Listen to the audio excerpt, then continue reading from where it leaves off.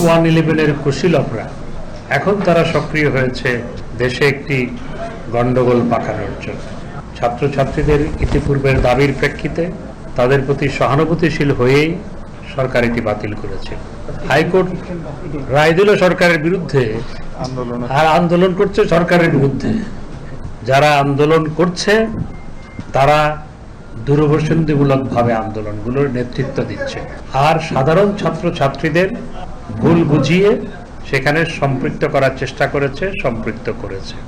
আর এরপর সেখানে বিএনপি জামাত ঢুকে আন্দোলনের কর্মসূচি ঠিক করে দিচ্ছে।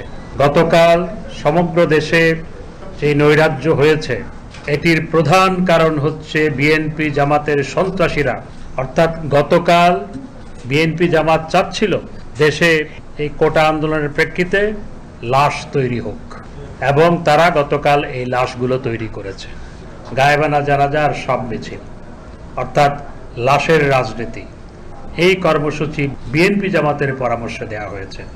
অর্থাৎ কোটা আন্দোলনে যারা নেতৃত্ব দিচ্ছে তারা বিএনপি জামাতের হাতের পুতুলে পরিণত হয়েছে।